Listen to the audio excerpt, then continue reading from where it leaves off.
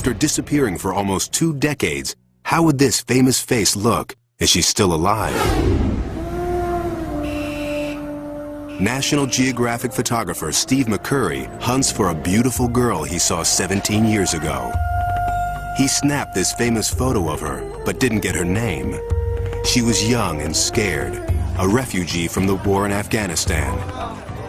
He called her the Afghan girl. She has become really the icon of the Afghan struggle. Her plight and her situations really come to symbolize what's happened here over the last 2 decades. In 2001, the war in Afghanistan has the world's attention. McCURRY returns to the refugee camps, determined to find the face from long ago. For weeks, he roams the streets, scouring shops, markets, and schools. The photograph is his only clue. Here's my wife. Yeah, you're sure? His search proves harder than he thought. In this conservative Muslim society, grown women must wear veils. If still alive, the girl would now be about 30, her stunning face hidden from view.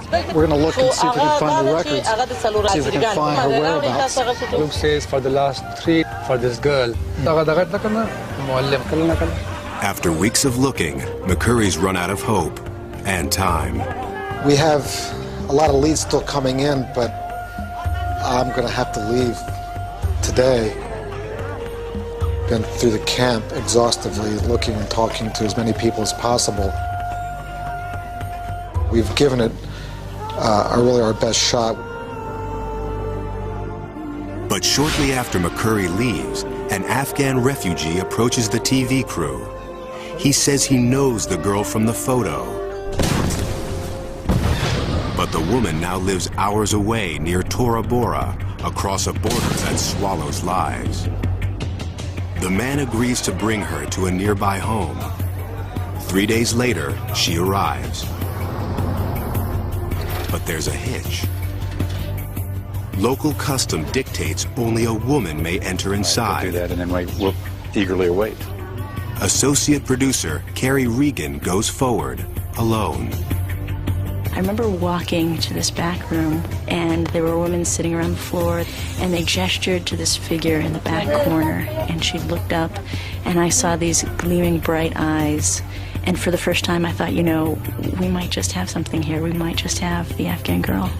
There's one way to know for sure. A new technology called iris mapping.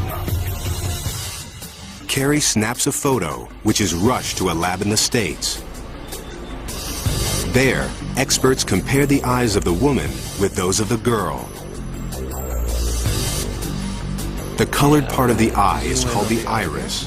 The computer maps its subtle pattern. It's as distinctive as a fingerprint. And these two sets match.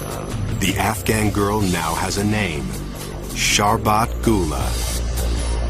For years, she's lived in poverty in Afghanistan's countryside, oblivious to her fame around the world. McCURRY races back, hoping to photograph Sharbat once again. But one obstacle still remains. Sharbat's a conservative Muslim, now married with 3 children. Will she be willing to drop her veil? It's hard for Sharbat to understand that she's an icon to the outside world. McCURRY talks with her and her husband, explaining that this will bring attention to the plight of the Afghan people. Reluctantly, she agrees to the request. As he sets up the shot, Sharbat drops her veil.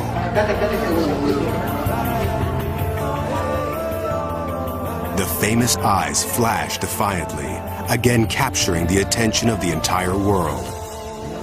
Sharbat's face reveals the sorrow of war, but for McCURRY, it sends a message of both courage and hope.